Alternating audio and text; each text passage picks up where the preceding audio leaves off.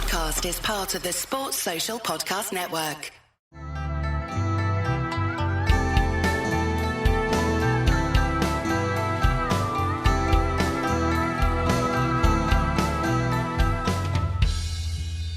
Hello, I'm your host, Les Bubka. Welcome to Anxious Black Belt, a podcast that focuses on karate, mental health, and everything in between. If you enjoy our content and would like to support us, best way to do that is to listen to another episode, share with your friends, and leave us a review. All this stuff helps the mysterious algorithm to introduce our podcast to new audience. Thank you for joining me, and let's listen to the episode.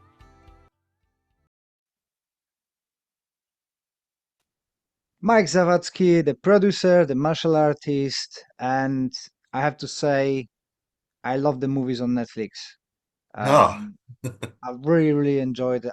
I really enjoyed it, the lesson plan and Bartkowiak. Really good. But let's well, start from the beginning. How did you get involved in martial arts? What's your background in martial arts, and so on and so on? I started out, my father thought I had a bit too much energy as a youngster. I think I was 9. Yeah, I was 9 years old. And we used to we liked to watch martial arts movies. It was the Bruce Lee, Chuck Norris craze at that time. And he said, "This kid's got too much energy. We got to do something." And my father, when he went to the Polytechnic, he got his PhD from Polytechnic University in Warsaw. He did judo and traditional Japanese jiu-jitsu for 2 years. Oh, cool. So there was a choice between Shotokan karate and Taekwondo, and we sort of liked the kicks in Taekwondo. So he put me up in Taekwondo class, and that's how it all came about. I was 9 years old. It was 1989 when I first started out, and then from then on, it was just Taekwondo. Taekwondo, that was part of life. Um, and then as the 1990s began to creep up, mixed martial arts started slowly moving in, UFC, and there was all this talk, because I would read karate magazines all the time, and there was all this talk about the reality of fighting, and the ground fighting was a big craze in those days. All fights end up on the ground, that sort of garbage that they would espouse. UFC came about, so I said, well, I wanted some more stuff. I wanted to learn how to grapple. I wanted to learn how to punch. And I saw a demo on TV by a guy named Dr. Mosen. He was representing the Shidokan style. And he was demonstrating pressure points and kata bunkai like I've never seen it before. A block just all of a sudden wasn't a block. It could have been a grapple. It could have been a strike. Could have been a thrust. That's something new. So I actually asked my father to meet with him, and that's how my adventure with Shidokan came about. I started doing that at the age of 16. Cool. But I only got certified for my black belt at the age of 33. So it took that long for my third dan. And that was a totally different thing, because before MMA, Shidokan was known as a triathlon of martial arts, because you had a round of Kyokushin karate. That was round 1. Then you had a round of Thai boxing, and then you had third round was MMA. And that's how my adventure with Shidokan came about. Never did much competing, because I lived in Kuwait for 14 years. That's where I met my instructor, because my parents left in 1984 from Poland. So the market just wasn't big enough. And that's what fascinated me, was learning the real kata bunkai. And then after that, I met a guy called Russell Stutley, who's at that time known as Europe's #1 kata bunkai pressure points expert. and he even furthered that knowledge that I was able to learn much more about Karabunka than I thought I had previously known.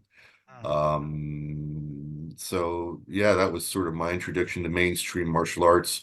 I remember seeing Russell on the cover of Martial Arts Illustrated, and then I was living in Cyprus at that time, and all of a sudden I see an advert. Russell Stutley's moved here and he's teaching. So I met him, and a long time friendship um, began with him, and he taught me how to box because he's the head of national coaches for boxing, so he can box as well. Um, and so those were my two main arts, but Shidokan Jitsu. It's an offspring from Shidokan, which Dr. Mohsen created. So we focus more on the Karabunkai than Shidokan, more on self-defense. And I was able to utilize that in my door work. So for 20 years, I worked as a bouncer, just making extra money and doing that. And then I thought, well, I love the martial arts and I love movies. I said, well, what can you do? How do you put those two together? I said, oh, I'll become a film producer. I didn't even know what a film producer does. You don't think, when you think of a movie, you think of actors and directors and writers. What the hell does a film producer do? So that's how it all came about. Cool. So I remember, with 90s and 2000, there was a craze for K1, but you Yeah. could watch Shidokan competition, and then suddenly it disappeared. Is it still going? Because Kancho Yoshinji Soeno was one of the top students of Oyama, and he had a lot of traction on the beginning because I remember watching the triathlon on martial arts. It was so interesting because it was so different than everything else. It is. I mean, well, it is and not, yeah, it's still going. They have branches all over. They have branches in Poland. I represent a different offspring, so it's Shidokan Hmm. Jitsu, but Shidokan is still very much popular, but with the popularity of MMA and the money behind it and how it took the world by storm, I think it's a little harder to get people into Shidokan than it is in MMA. So, but yeah, they're still going strong. They're having competitions. They've got branches all over, and it's a great style. He created a legacy Hmm. with that one. So, sorry, I can't remember the name of Shidokan Jitsu, but I've Yeah. seen the teacher, but I've seen that he seems to be approved by Soeno Kancho. He was one of his students at that time. Now I don't know what happened after that. I don't really get much into politics. I just want to do martial arts. Yeah. So yeah. So that's about it. But yeah, he was originally one of his students, and I met Concha Sueno when he was in Kuwait during my last fight. I think it was in 2000. Can't remember now, 2015 or 16. So I had the honor to meet him there. He seems to be very genuinely nice guy. Yeah, very much so. Very much so. Very generous, very warm-spirited. His wife's there. She's also very kind and grateful. So it was wonderful to be able to meet them, the legends. Yeah, we're very And he's fortunate. still going strong for his age, he can still Hmm. move. Cool. I think that whole group of them, Ashihara, Soeno, Nakamura, and stuff, except Ashihara passed away due to the illness, but they still, Joko and Ninomiya, they're still going strong, and it's nice to see that Kyokushin spread out so many different styles, kickboxing and everything. Yeah. It's Yeah. really nice to see that we can have so many interpretations of karate, isn't it?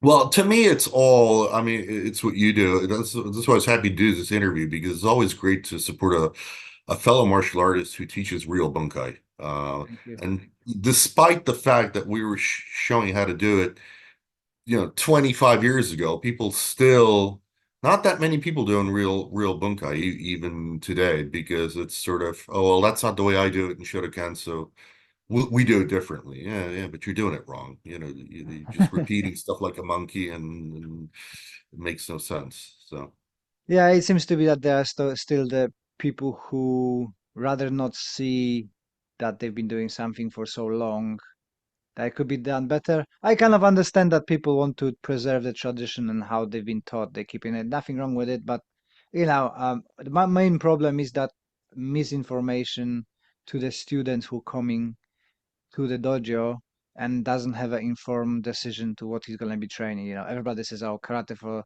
self-defense, karate for this." Just say what you actually do. I'm doing sport.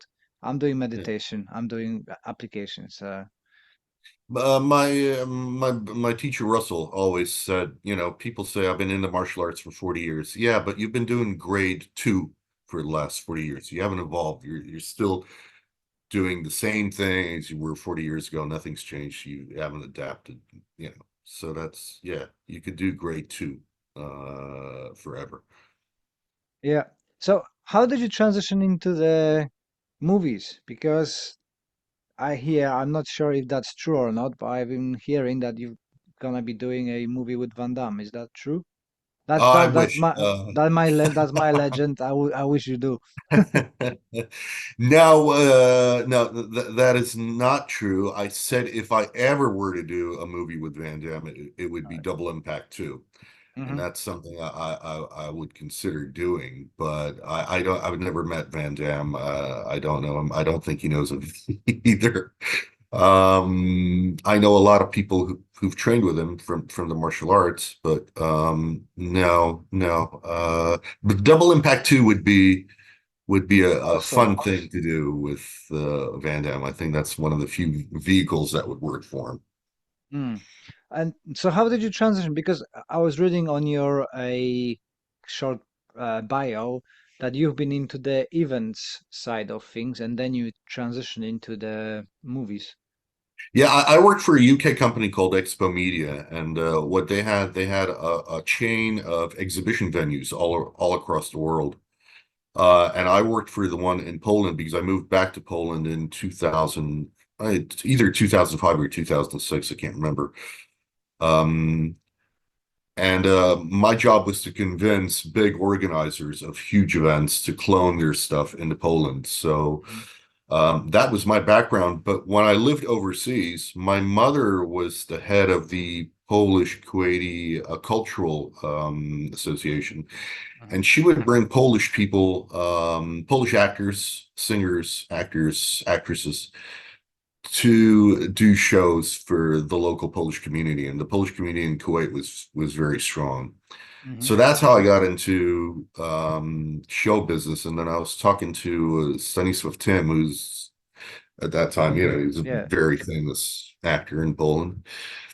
And he was telling me about the movie business, how it works. And you write a screenplay, and then you get people to invest. And I said, well, I'm pretty good at raising capital. You can write. Let's do something together. And that's where the whole concept of doing movies came about. It took me another 3 years to really have the courage to do it.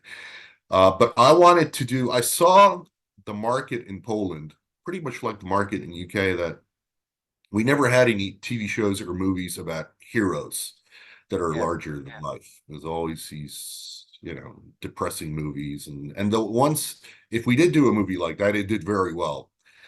So that's where my vision came of doing stuff about larger than life heroes. And it's not just about martial arts, because the next pictures that we're going to be doing are more into the drama genre, but it's still about strong characters. Mhm. Scent of a Woman is about a strong character. I could do that kind of movie. And then I was speaking to one of the bosses in Netflix, and they said, "Well, give us a Van Damme movie." I said, "Okay." So that's how Bartkowiak came about, and they saw it and said, "Oh, you can do stuff like this in Poland," because they have tried. They did try to do a couple of movies in Mhm. Poland of that sort. They never worked. Maciej Kowalski came first. He did a movie called Underdog, but that wasn't really an action movie. It was sort of a drama which had a couple of fight scenes. It's a different kind of movie than what I did. And then Bartkowiak came out, and it sort of broke the bank. And it was like Yeah. people were like in shock. You can actually do that, It was quite sorry I interrupt you. It was quite funny because my friends here from boxing and stuff like that say me, "Oh, did you see that Polish movie on Netflix?" No. Well, you must watch it. I watched it. Wow, at last. Because those who don't live in Poland, I think, don't understand the mentality. We've been so pushed down and stomped over by communism that all the yeah. movies are depressing. Like you said, it's just about how bad it is, and comedy, taking Mickey out of old times. But you kind of went in. No, we can do amazing stuff with amazing actors. So how did you found the martial art actors doing Well, stuff? that was just to go into some background on that was interesting because before I even did Bartkowiak, I was talking about my vision of doing movies, and I was speaking to a famous director, and he's like listening to me, knowing what Polish cinema is like. He's like, who the fuck is gonna direct that? Who's gonna write it? No, nobody can do that in this country. So I had to get a foreign writer at that time who Uh-huh. was passionate about action movies. And then we had a local writer adapt it. And then finding the director, I was lucky that I got Daniel Merkovich on board, who's my business partner, because he Uh-huh. understood that action. He had done a movie called Diablo Oh yeah, before. yeah. So then it was a question, well, I didn't want these fight scenes to look like today's fight scenes where they were all cut up and so forth. I remember Richard Norton saying, take a look at the first Lethal Weapon. Why was it all cut up? Well, because Mel and Gibson and Gary had no idea what they were doing, so you Mhm. had to cut it. I wanted to do it like sort of what Scott Adkins does. Keanu Reeves does that in John Mhm. Wick. You actually see the whole movement from A to Z, and it's Yeah. that actual actor doing it. Now that's very difficult for an actor. And when I told the actors that we're going to be filming this, it's called a master shot. So from A to Z, they're Mhm. like, "What do you mean it's a master shot?" I'm like, "Yeah, it's going to be a master shot. You're going to have to do it." Owen Bach had that in Mhm. its fight scene, so it was very good. So then, well, who's gonna be able to do that? Because I can get the stunt guys to play the bad guys, but a Mhm. real actor. And Yusuf Pavlovsky, I liked him from a movie called City 44, very famous movie.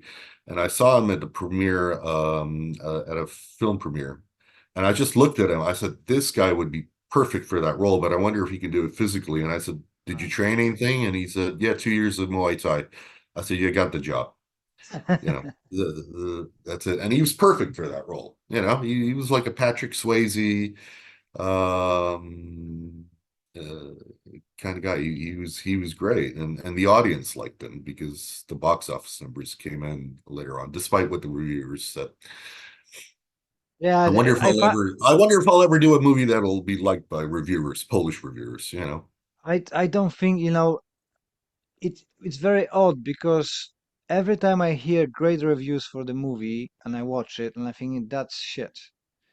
And where they could say, "Oh, it's a bad movie," I like it. Maybe I'm just the opposite to everybody else, but my wife is English. She watched it. She really enjoyed your movies.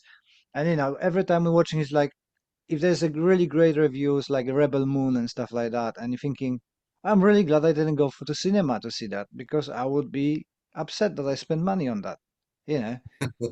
And thank you for those master shots because I love to see, I'm a martial artist. I love to Yeah. see the whole action instead of just cut ups. So thank you for that. That is great. But That's why we do those movies for guys like you and I remember we got one review for I think it was our other movie Lesson Plan, and it was a great review because the guy said, I came home, I put the movie on, I knew how it was going to end from start to finish, but after a long day at work, I took a beer, and that is exactly what I needed yeah. to unwind and relax, and that's the kind of audience that we do those movies for. So how did you manage to get the Netflix on board? Because I don't think so. You just rock up to Netflix, say, "Hey, I've got this. Let's do it." They actually came to me because we were going to be doing another TV show, Okay. and Netflix had the great vision of making sure that their movies were catered to various audiences. Mhm. And that includes action movies, but there isn't anybody who actually did an action movie. So it was their innovation and their vision that they said, because we were going to be doing another project, said, Mike, why don't you do a Van Damme movie for us? Because we need stuff for various audiences. So kudos to them, and I'm very grateful that they gave us a shot to showcase that we can actually do movies. That doesn't happen very often. Now we're doing stuff with other streamers and so forth, but at that time they were the market penetrators, and it was their vision that allowed us to do that. So we're very grateful to them. It meant to be. When the student is Yes. ready, teacher arrives. Yeah. Yeah. Yeah. Sometimes you're in the right place at the right time. It doesn't seem to happen to me, but hey ho. At least one of us is successful. I Um, think you're doing pretty well. Come on.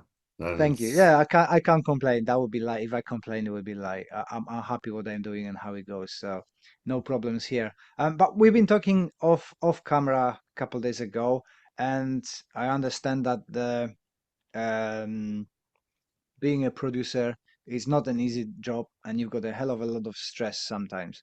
So my question is, how the martial arts help you to, or does it not help you with the mental health and coping up with the stresses of your job? Yeah, definitely. I think if it weren't for the martial arts, I wouldn't be doing what I'm doing, because in order for me to be successful in this industry, you have to be at least in the top 10% to make any money, and really you have to be in the top five to be able to make a living. It's like in the martial arts. I mean, you'd be crazy to go in that business to make money, and yet there are people that are actually able to live on that. But you have to be at the very top. So martial arts taught me perseverance, never give up. I think that's the key. That really, if it weren't for the martial arts, I wouldn't be able to do this industry. Because trust me, there are times, you do a movie and then nothing's coming in. Well, what do you do after that? So you need a lot of passion, a lot of freaking perseverance, and you have that in the ring. If you're fighting, you might be dead tired and you can't breathe, but you still pass on. So I credit the martial arts for any kind of success I would have. I'd say that's one of the main reasons of doing martial arts, just to learn that perseverance, as you strive to get new belts and so forth in competition. I think that's the best thing um one can do. My son isn't in the martial. He used to do wrestling, but he's in tennis. So I put him in tennis. He plays competitively. So I made sure I wanted him to have some kind of background sports to help him later on in life. So martial arts to me is all about setting goals and then doing what you have to do to achieve them. And I apply that in business, no matter how hard it gets. And trust me, the first fucking 5 years, nothing happened. It ruined my life, and nothing was happening, and just no, no, no, no, no. So yeah, I've been doing this 10 years now, and over 10 years. But those first 5 years, that was interesting. I think it's for everything you try to do. It's always nice to say, "Oh, you've got easy job because you're successful," right? Yeah. Nobody looks how much effort you put into it, how many times you Yeah. cried that night because it didn't go according to plan, and it's just easy to Overnight say it. success. Yeah, You're so yeah. lucky. Overnight success. Over 5 years, night success. Yeah. So can you get us through some of your failures as well? Because Oh, you yeah. Where to start, man? I mean, much more failures than successes. I was gonna do a movie called Kool-Aid, which is gonna be out now. It's produced by my competitor. It was about the boxer, the Mhm. two-time Olympic medal boxer, usually.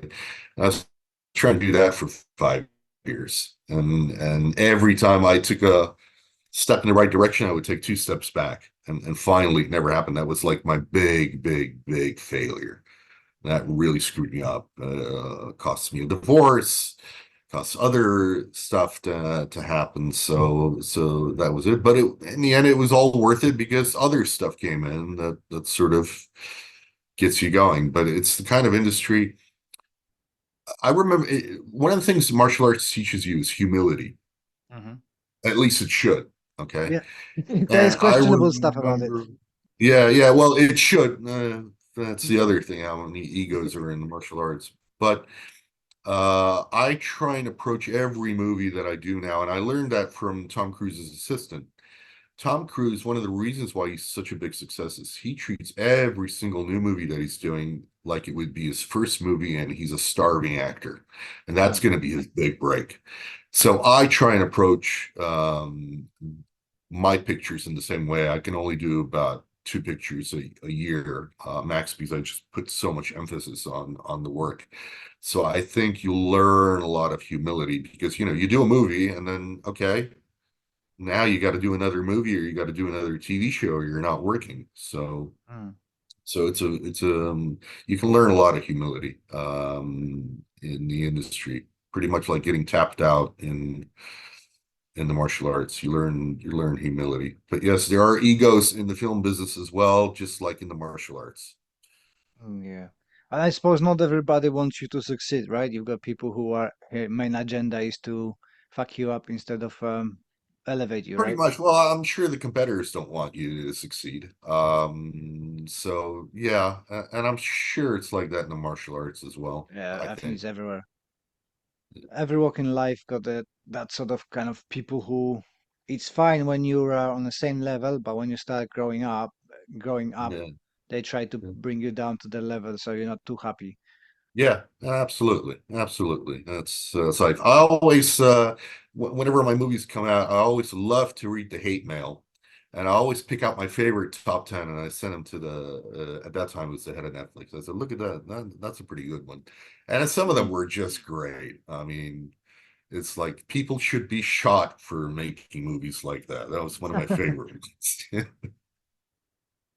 That's You get a lot of hate mail as well, so yeah, yeah. I I love my trolls because they're boosting my views and stuff. So good troll is a valuable member of my team. yeah. What's your plans for future? What kind of movies you gonna make? Well, I'd still love to do an action movie now and again, a martial arts movie, because I want to showcase people are now talking about, well, put more MMA into your movies as opposed to traditional. I always say we can do that, but people like Stephen Thompson, Lyoto Machida, Sage Northcutt, Oliver Enkamp, they've showcased in MMA that you can mix traditional martial arts Mm. with MMA. And then if you do that, you actually have a superior background than your typical MMA brawlers. So I'm trying to put that in. We tried to do that with Lesson Plan, where we sort of Mhm. integrated traditional martial arts with so-called modern martial arts. Although if you look at the way martial arts was done hundreds of years ago, I mean that's the way it Yeah. was. So that's what I'm trying to do. Perhaps promote our style through the movies, and that would be good. But then we're slowly also venturing out into more dramatic movies about larger than life personalities. I can't get into the details, Sure. but like I said, I would love to do like a Top Gun, let's say, or a Scent of a Woman kind of movie, or a Rocky kind of picture. So it's still it would have action, but it would have a serious drama side to it, as opposed to a straight up actioner. Mm. And how's the work impacting your training? Are you still actively training, or you kind of had to step back because you're so busy? Well, it's actually I'm training more now than before, and the reason for that was because I'm older. And I recently thought I had a risk of diabetes. So I go to my doctor and the results were perfect. And I said, well, how the hell is that possible? I don't really keep a diet. Mm. In show business, you go out and get a drink. And he says, yeah, but you're training 6 days a week. I said, yeah. He said, well, That's the good news. That's why you're healthy.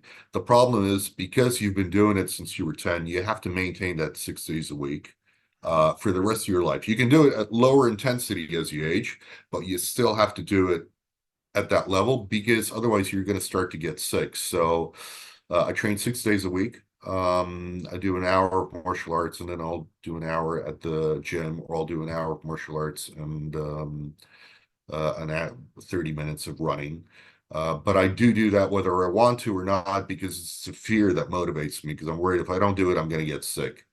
Mm, Um, so that's very important to me. So it's like brushing your teeth. You just do it. mm, I do twice a week. It'll be stand up. Twice a week, it'll be ground fighting, not Brazilian Jiu-Jitsu, ground fighting with the way it used to be done. And then once a week, it'll be wrestling or practicing kata bunkai and the joint locks. And I still do a kata. Just just just because I do, because the stances and so forth, they're still very important to mm. me. So It's yeah, just and then I do weights, of course, 3 times a week because you have mm, to at that age. yeah. It's funny how our motivation changing. I used to love running on my competition days. When I used to compete, love running, run a lot every day. Then I started hating running, didn't do anything. And now I'm thinking about my kids and I say, I don't want to be that dad on a playground. I can't do 5 minutes of running with kids. So I go back to running now and just different motivations. You have to do it. You said you just shut up, stop whinging, go and do it. It's good for you. Yeah, my trainer said I should be running 5K every day. I'm like, so 3 days a week? And I was like, no, which part of every day didn't you understand? I'm like, fuck, I'm not gonna run 5K every single day. So yeah. Now it's important because it's I'm 45. I'm gonna be 46 in February. You gotta do it. I mean, it's getting harder to throw those high kicks. Mm, Much more prone to injury than I used to be, and it's your ego still. I mean, I can still do one round, a good hard round with the young guys. After that, it's like, okay, they're fresh, and I'm like, no, I had enough. yeah, I know the feeling. But how did you change your training methodology and stuff with incorporating age? I just recently started just for fun doing BJJ, and like you said, going with the young guys is just like, you know what? I'm just gonna be laying here, preserving my energy, so I can go a few rounds with you guys. Yeah, it is very different because, well, it's much less intensity. So if I would do stand up, you do warm up. And then we would do technique for about 35, 40 minutes. And then at the end, we do 2 rounds of sparring. Mhm. Previously, it was the other way around. You'd spar Yeah. most of the time. And it's the same ground fighting. I'm not looking at it. So we just do a little bit of sparring at the end, 1 or 2 rounds, and it's mostly technique, old man training. So you do it for health reasons. There are times if the group's not so, we'll still do an hour of sparring. I can still do that. But it's light sparring. It really is light sparring. And I understood if you go light, you can do that for till you die. Yeah. But you have to find somebody who knows what they're doing and they do it light. In the worst case is if you get a beginner and then they just pound at you and yeah, that's the main difference. Same thing with weights. It's more of a total body workout and just to keep those bones and muscle going. And it's lighter. I don't kill myself anymore Mm. like I used to. How you getting it under control? Because whoever I talk to, we all got one that 20-year-old in the head telling you, yes, you can do it. Which body goes, no, I'm not. I'm not gonna do it. How do you control it? For me, it took me a long, long time to convince myself that yeah, you need to slow down. Now you're 44. Injuries heal a lot much longer than before. Just shut up. Don't listen to him. I'm still learning that one. I'm still learning that one. I remember talking to, I don't know if you know this actor, Matthias Hughes. He was a big time star. Yep, I know. Yeah. Yeah, good friend of mine. And when he first heard how old I am, he said, that's a good age because you're still flexible, you can still do it. The problem is when you're 45 and you think you can train like you're 25. That's when the injuries start. So I'm learning about that. Yeah, I'm still at that age where your ego thinks you can still do it, and then you get hurt, and then you sort of wind down. And I'm learning humility in that respect. I haven't figured that one out yet. If I do, I'll let you know. Speaking of Matthias, I think everybody knows Matthias, but they are not aware that they know him because he was the villain in all the most famous Yeah, movies in 90s in the B movies, right? yeah, And he's a yeah. huge Yeah. guy with a long blonde hair. You know, He how did is you the met him? nicest guy in the world. He is the nicest ever guy in the world. We might do something together. He was recently in Poland because he was in this movie called The Last Comedian, and that's Mm, when we talked. But I've known Matthias for a while now. And I think I met him through mutual friends from the martial arts because when I lived in the States, mm, I knew all these guys. So that's how we met. But I remember, when I saw him on screen, he was this big, scary guy. I was in my teens. I was afraid of him. And then first time I met him, I said, "You're the nicest guy in the world." And he goes, mm. "Oh, good acting."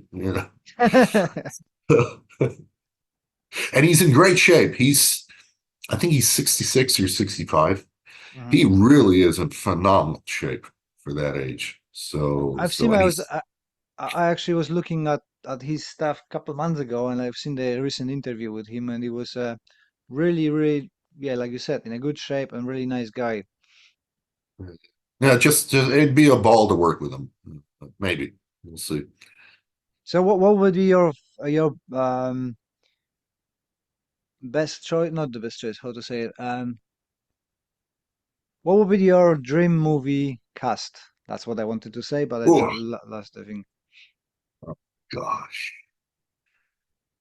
oh gosh, that's a hard one. You know what? I think Stallone's idea for the Expendables. I think that was just such a terrific idea.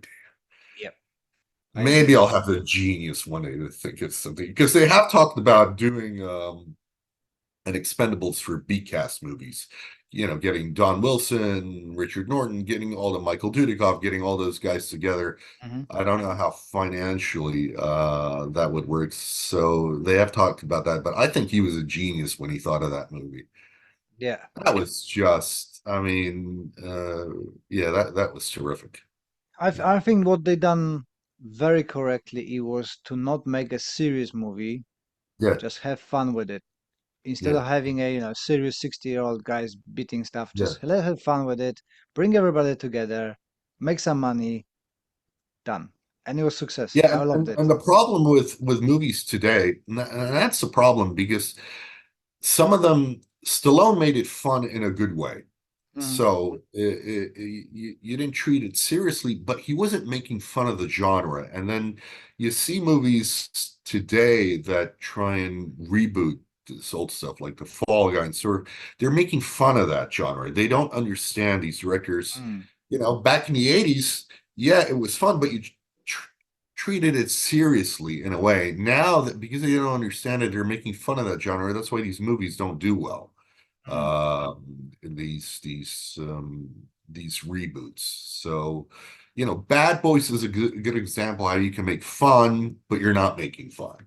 Mm. And it's hard to do. It's that little delicate difference that makes all the difference, Yeah, if you don't right. I just watched the Axel F and I Yeah. thoroughly enjoyed it. It's like still being in 80s, 90s. Yeah. Yeah. Really good fun. So I think a lot of people missing that kind of filming. Yeah, Um, that was the whole genesis behind going into Lesson Plan and Bartkowiak. mm, We wanted to take the action martial arts movies from the 80s, 90s and adapt them to today's setting. That's another thing that people, when they try and do that, they just copy paste your 80s movies onto today. mm, No, times have changed. It's very different now. So you do have to adapt it to the modern audience. One of the things they asked me, would you do a blood sport or a kickboxer or shoot fighter movie like they had with Bolo mhm, Young? I said, well, no, not really, because today you have MMA, you have UFC, that sort of stuff is happening in real life.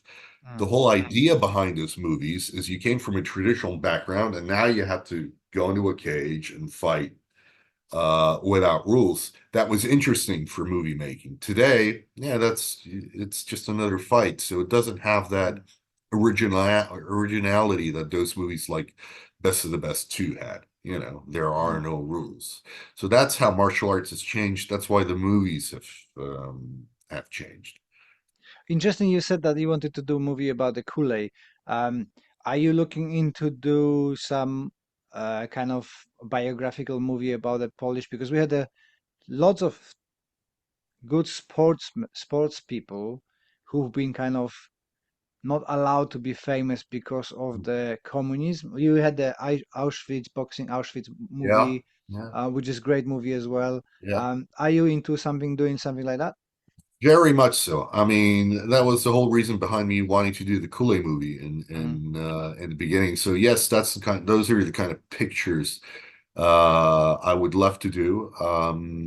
I know that there's Maciej Kowalski's just having a boxer movie come out on Netflix pretty soon. I'm looking forward to doing that. Even though it's my competition, I'm still looking forward to watching the movie. But yes, those are the kind of movies that I would like to do. Inspirational sports heroes, hopefully within boxing or MMA that do well. And that's kind of genre that we would be looking at expanding from going from straight action to drama action. You know, Southpaw with Jake Gyllenhaal Mm. is a great movie to Yeah, me. yeah. I'd love to do something like that. Top Gun is a great movie. I would love we have plans on doing something similar, maybe in Poland regarding the special forces. So Mm. yeah, various ideas, but definitely inspirational stories of larger than life characters achieving success in Poland, Mm. which is not you don't see that much often.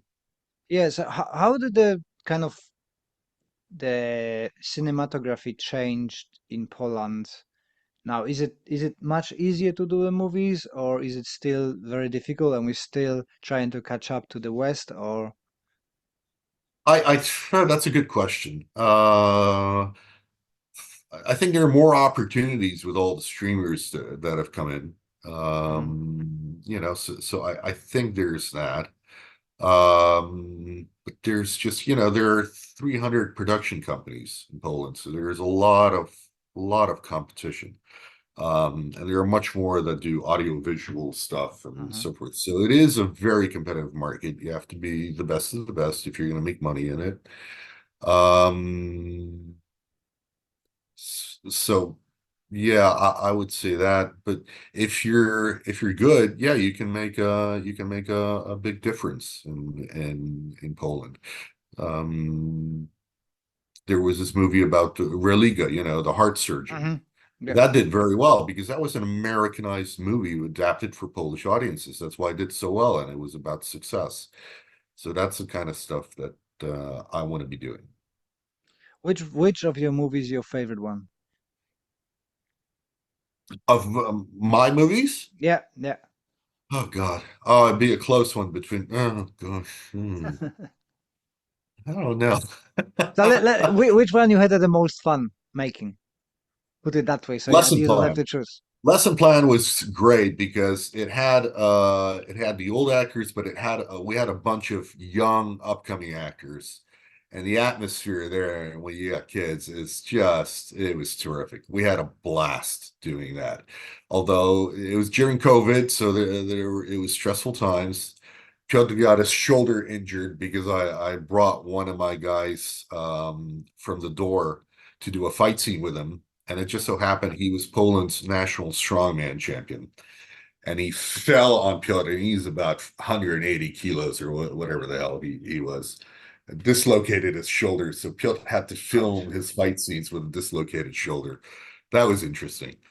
So that was a lot of fun. But Bartkowiak had a great story. So yeah, yeah, yeah. I'd say one of those two, and both did similarly well at the box office. Mm. Mike, thank you very much. for your time. If you guys didn't seen Bartkowiak or Lesson Plan or other movies from Mike, go and watch it. It's on Netflix. You have to look for it. I know the Bartkowiak puts you off because it's a Polish surname, and British people go like, "What?" But it's well worth it. And I hope to see you soon on the podcast as well if you create more movies, and we're gonna talk about it and have fun. Thank you for your time. Thank you, sir. Thank you, sir. See ya. Well done for listening to all of it. You are a superhero. Thank you very much for your support.